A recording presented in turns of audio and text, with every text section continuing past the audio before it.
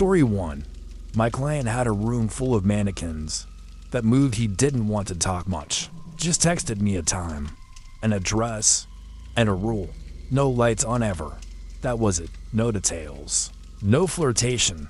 Just a strange kind of insistence. That made me hesitate for a second. But I went, that's the job. And honestly, I've had weirder requests. His building looked abandoned from the outside. Not run down. Just blank. No doorbell. No lights in any windows. I knocked. Waited. My phone buzzed. It's open. Just come in. The air smelled like old plastic and dust. Not foul. Just forgotten. I stepped inside, letting the door creak shut behind me. The hallway was pitch black, but I could see a little. My eyes adjusted to the faintest blue leaking in from outside. The walls were bare, silent. My footsteps echoed. I called out softly, "Hello?" Nothing, only the soft hum of some appliance far off. I walked forward, and that's when I saw the first mannequin. It stood in the corner of the hall. No clothes, no face, arms slightly bent, as if caught mid-motion. I froze, then smiled. Some people have odd decor. It didn't mean anything. I passed it slowly, careful not to brush against it. My skin crawled. I didn't know why. The door to the bedroom was half open. A whisper came from inside. "Come in, but don't touch anything." He was already lying on the bed, or rather sitting up under the covers, perfectly still. The rest of the room was filled with mannequins, at least a dozen, lining the walls, clustered near the window, one in each corner, all facing the bed, some missing limbs, some wearing wigs, some just cracked, their heads tilted at odd angles, watching. He didn't look at me, just whispered, "Close the door, then stand by the dresser. Don't move, don't speak, just let them watch. That's what they want." I thought it was a fetish, a still life fantasy, maybe something theatrical. I played along with stranger. I nodded and took my position by the dresser. Cold air wrapped around my legs. At first, nothing happened, just silence. The kind that presses against your ears until you start hearing your own heartbeat. I kept my eyes low, but after a minute, I swore I saw one of them just one shift slightly. A finger bent, a head turned, almost imperceptibly. I blinked. It looked the same. Maybe I imagined it. Maybe I didn't. I whispered, "Is this part of it?" He didn't respond. His eyes were closed. Or maybe they weren't. I couldn't tell anymore. My throat felt tight. I reached for my phone. The screen lit up for half a second, enough to flash light across the room. In that brief glow, 3 of the mannequins had changed position. Their arms were up, like they were reaching. I dropped the phone. The sound cracked through the silence. Something shifted. I swear it. A soft scraping against the floor. Bare plastic dragging slowly. My heart jumped. I looked at the door. It was closed. I hadn't shut it all the way. And I took a step back. Another sound. Closer. Like something brushing the floor behind me. Then I saw it. The one closest to the dresser wasn't by the dresser anymore. It was near the closet now. Its head was tilted toward me. Jaw cracked open. I tried to call out to him, the client. Nothing. Just breathing. Shallow. Rhythmic. I backed toward the door. Carefully. Slowly. The air felt still. Too heavy. When my hand touched the doorknob, I turned it fast. It didn't move, jammed, or locked, or watched. I looked over my shoulder. All of them were facing me now. Every single one. The bed was empty. Sheets crumpled. No client. No breathing. Just mannequins. Watching. And the one nearest to me, its hand was raised, like it was about to touch my face. I panicked. Slammed my shoulder against the door. Again. And again. I think I screamed. Maybe not out loud. Maybe just inside. The light from the hallway flickered briefly, and in that flicker, one of them was right behind me. Inches. I didn't feel it move. I didn't hear it move. But it was there. And can someone tell me if mannequins can breathe? If you've ever felt something watching you, something that wasn't alive. Please, tell me. I'm not the only one. Story 2. He paid me to stay the night, but he wasn't the one watching me. I've done some weird jobs, sure, but this one started wrong from the first text. No names, no profile pic, just a message. $800, no sex, just stay the night. I didn't ask questions. Rent was overdue. My phone was off. I said yes. He lived in one of those tall buildings near downtown, the kind with rust on the elevator buttons and the smell of old carpet everywhere. I almost turned back when I saw the place, not because it looked dangerous, because it felt dead. Still, he opened the door with a soft smile, wrinkled hands, thin, kind eyes, just company. He said, I can't sleep alone anymore. No touching, no weird talk. We sat on the couch, watched some old black and white show. He kept nodding off, then snapping awake like he was afraid of something. The lights flickered twice. He didn't react, but I did around midnight. He offered me tea, said the bedroom was ready. I followed him down the hall. It was narrow, lined with old paintings that looked off. One of them had a figure in the background I swear wasn't there at first. The guest bed was small, stiff mattress, no windows. He said goodnight and closed the door. I lay there, staring at the ceiling, when I noticed a tiny red light in the corner. A camera. I sat up. There was another one, near the bookshelf, 2 more near the vents, and the clicking sound, not constant, but there, like something shifting inside the walls. I confronted him. He looked confused, genuinely. Said he didn't install any cameras, didn't even own a computer. He looked afraid. I thought maybe it was a setup. Maybe someone else was watching us. But the door was locked, and every time I blinked, I swore the furniture had shifted, just slightly, like the chair was an inch closer, like the door was cracked when it had been shut. At 3:17 a.m., I woke up freezing. The air was still, but the room was colder than outside. And then I heard it, a voice, low, barely audible, right next to my ear. It said my name. I sat up, heart pounding, but no one was there. The old man was snoring in the next room, but his snores weren't rhythmic. They were answering. Something like a call and response. Snore, pause, then a breath, not his. I checked my phone. Battery dead. Plugged it in. Still dead. I tried to open the bedroom door. Stuck. Not locked. Just stuck. The knob wouldn't turn. Then I noticed the air vent above me, and the whisper came again. This time, it wasn't my name. It said, "You're not who I wanted." I pushed the bed aside. There was something scratched into the floorboards. It said, "Stay still," and below it, newer scratches, "Stay quiet." That's when I knew. It wasn't the old man who hired me. He was just part of it. Something in that place wanted someone to be in that room, watching, listening, observed. I heard the hallway creak. Then the bedroom door slowly opened. He was standing there, eyes open, but not looking at me. His mouth moved, but the voice that came out was not his. "Don't move." And I didn't. I couldn't. He walked to the corner of the room and just stood there, staring at the wall. Then he raised his hand, pointed at the vent, and smiled.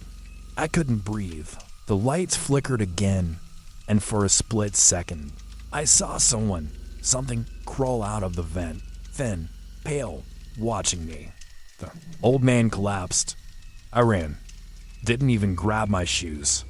When I reached the front door, it was open, but no one was on the other side. Just more hallway, endless. And I swear, when I turned back, the apartment was gone. Just blank walls. I'm not okay. I still see the vent in my dreams. Still hear my name whispered in the dark. If someone, anyone, has ever experienced something like this, please tell me I'm not the only one. Story 3. The basement client told me not to scream. I should have. I don't take clients in their homes, not usually. But his offer came late. Desperate tone, clean voice, high price. He just said, it has to be tonight, and I needed the money. The rideshare dropped me in a cul-de-sac with trimmed lawns and porch lights that buzz like flies. His house was the only one without lights on. I texted him, no reply. Before I could knock, the door creaked open from inside. He was tall, neat, barefoot, didn't smile, didn't introduce himself, just looked past me and whispered, come, and quietly. The way he said it like we weren't alone. The house was cold, smelled like wet drywall and something sweet turning sour. I thought I heard a fan running, but there were no vents. He led me to the basement door, paused, hand on the knob, then said, once we're down there, I'll lock it. That's part of it. I laughed, lightly.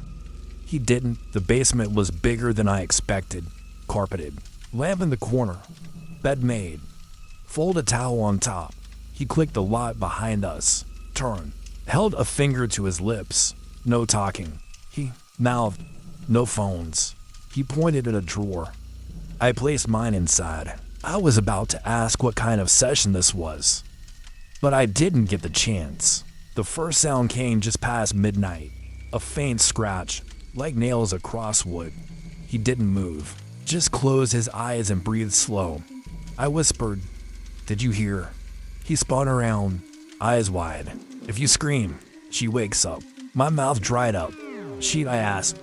He didn't respond, just sat on the edge of the bed, staring at the wall across from him. Not the wall, the seam where it met the floor. The scratches came again, longer this time, more deliberate. I backed toward the stairs. He stood, blocked the way. If you open that door now, you'll let her out. Something moved behind the drywall, not rats. Too heavy, too steady, light. Someone crawling with their elbows. The light flickered, just once. He turned to the wall and whispered, she's hungry tonight. Then to me, softer, just stay still. It's almost over. Almost over. That's what I told myself. To around 1 a.m., the lamp dimmed, then buzzed, then off. Pitch black. I held my breath. From the corner, near the dresser, I heard fabric shift.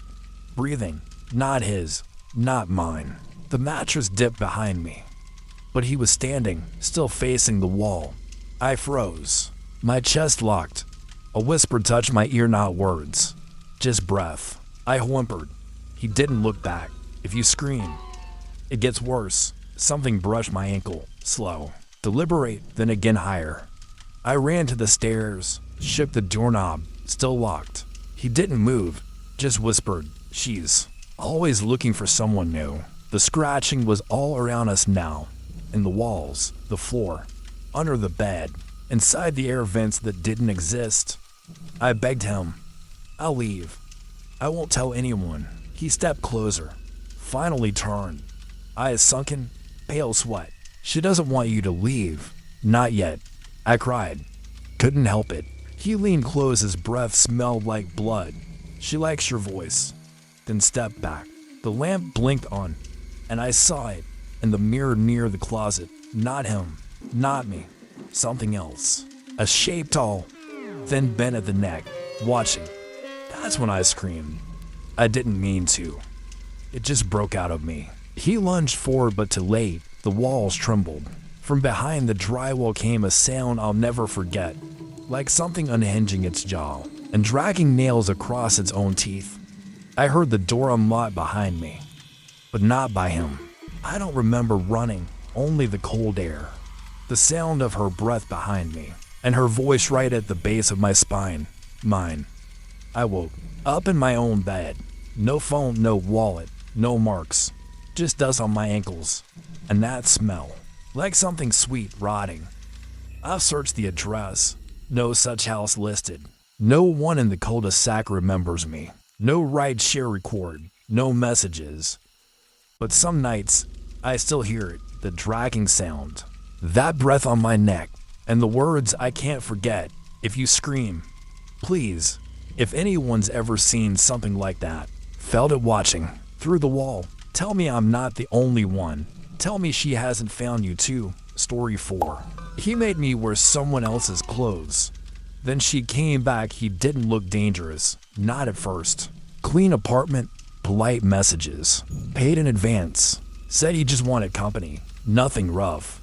I'd heard that before. But something about his tone made me say yes. I got there around 10. Rain still clung to my jacket.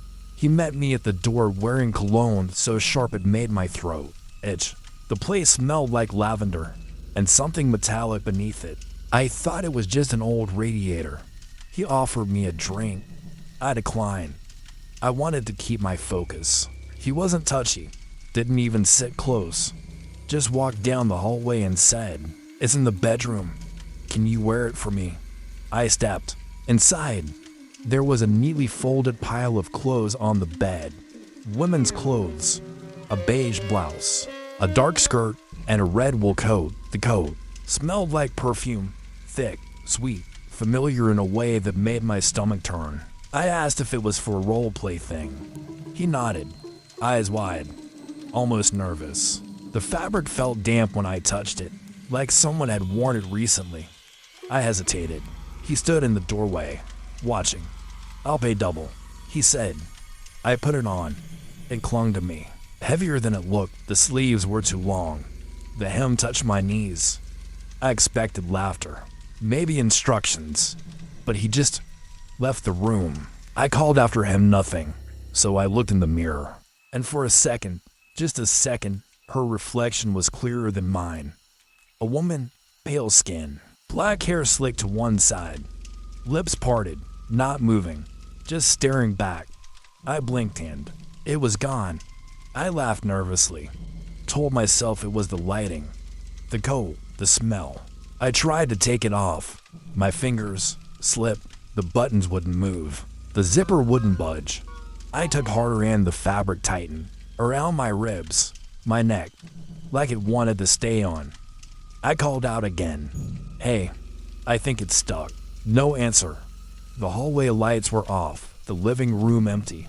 His phone was on the table, screen glowing. A single message was open. "I found someone. He'll wear it." I froze. Then I heard the crying, soft, muffled, coming from the bedroom. No, not the bedroom, the closet. I stepped closer. The sobbing stopped. A click. I spun around. The coat sleeves jerked downward like hands pulling me from inside. My legs buckled. I crashed to the floor. Air punched from my chest. I clawed at the fabric, my nails tearing threads, skin burning. I couldn't scream. I don't remember blacking out, but I woke up on the couch. Morning light through the blinds. Coat still on. Skin soaked in cold sweat. And he was gone. The front door was locked from the inside. His phone deleted. All traces gone. I stumbled to the bathroom. Vomited. When I looked up, she was there again. But not in the mirror. Behind me, not a face. Just eyes. Swollen. Red. Mouth half open like she was mid-scream. And then, silence. The coat moved. It tugged at my spine, like it was adjusting itself. I ran. Outside. Down the street. Shirt soaked under the wool. People stared but didn't say anything. I begged a cab to take me home. Slept on the floor with the lights on. The coat stayed on for 3 days. Until it let go. It dropped to the ground like skin shed from something still alive. I couldn't move for hours. I looked up the address a week later. Police reports, articles. A woman found in that very apartment. Strangled, clothes missing. Red wool coat noted in the file. Suspect never caught. She was buried in something else. And now, I think she wants it back. Because last night, I saw her again. Not in a mirror. Not behind me. She was standing right outside my window, wearing my shirt, her mouth open. But this time, she pointed at the coat. Please, if anyone has ever worn something that didn't feel like it belonged to you, if you felt it cling to you, whisper behind your ears. Tell me what to do. Tell me I'm not next. Story 5. I was hired to play dead. I Didn't know they weren't acting. They told me not to move, not even to blink. Just lie on the cold marble floor and be convincingly lifeless. That's the actual phrase they used. Convincingly lifeless. I remember laughing when I read the message. I thought it was just another kink. I get weird requests all the time. Some people like to be tied up. Some want to be humiliated. And then there are the quiet ones. The ones who pay triple to pretend you're not breathing. The man who hired me gave no name. Just a wire transfer. A time. A location. Come alone, no phones. We're nothing. I was dropped off by a driver who didn't speak. He wore black gloves. Even though it was warm, the road twisted up into the hill's dense trees. No streetlights. By the time we reached the mansion, the sun was almost gone. Everything looked gold for a second, and then gray. The front doors opened before I knocked. Inside, it smelled like wax. The kind of heavy, sweet smell that clings to fabric and skin. The place was quiet to quiet. Not even music, just the echo of my footsteps on the stone floor, and the faintest sound of something dripping far away. A woman in a red dress approached me. Her face didn't move when she spoke. "You'll lie here," she said, pointing to a dark patch in the center of the room. When the bell rings, we begin. I asked what they meant by we, but she was already gone. There were mirrors on all the walls, not decorative ones. Surveillance mirrors, those rounded convex types you see in hospitals and parking garages. Every time I glanced at one, I swore something moved behind me. A flicker, a shape. Then the bell rang. I lay down where they told me, naked, arms folded across my chest. I heard footsteps. Many. Soft, slow, synchronized. They entered in silence. I kept my eyes closed, but I could feel them, surrounding me. Their breath. The way the air shifted with each step. Someone stood very close to my face. I smelled something earthy like copper and burnt wood. Nobody spoke. Something cold touched my ankle. Metal. Maybe a ring. A blade. I wanted to flinch, but I didn't, because I was being paid to play dead. The minutes dragged, or maybe it was hours. Time stretched into this awful, pulsing stillness.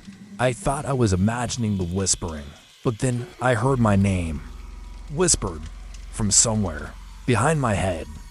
I hadn't told them my name. I opened my eyes. Nobody reacted. 12 people stood in a circle around me, dressed in black, their faces covered with masked ceramic, expressionless. Some held objects, candles, ribbons. One of them had a small book. It was open. He was reading, a language I didn't recognize. The others chanted back. I sat up. Nobody moved. "Okay," I said, trying to keep my voice steady. "This isn't funny anymore." They turned to face me in perfect unison, still silent. Then I saw the woman in red again. She stood behind them, holding something that looked like a jar. It was full of hair. My hair. I hadn't noticed them.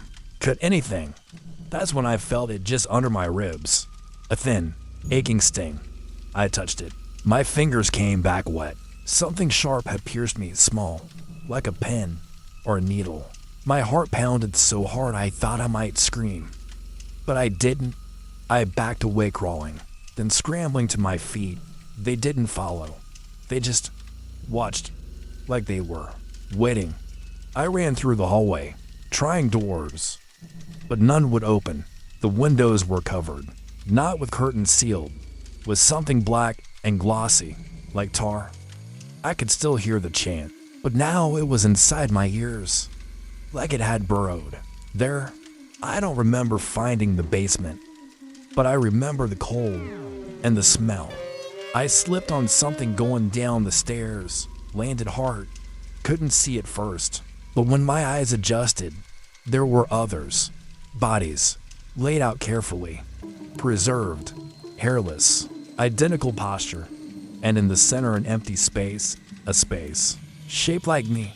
I stopped breathing, because I understood. They didn't want me to pretend. They wanted to complete me, and I still don't know how I got out. Maybe I didn't. maybe this is just what happens afterward. But sometimes, when I sleep, I hear them. I wake up and check my skin. I always find a new mark, a new hole. They're still taking pieces, one by one, and I can't tell if I'm still alive or if this is just the part after. If anyone has ever experienced something like this, please tell me I'm not the only one. Please. I just need to know I'm not already gone.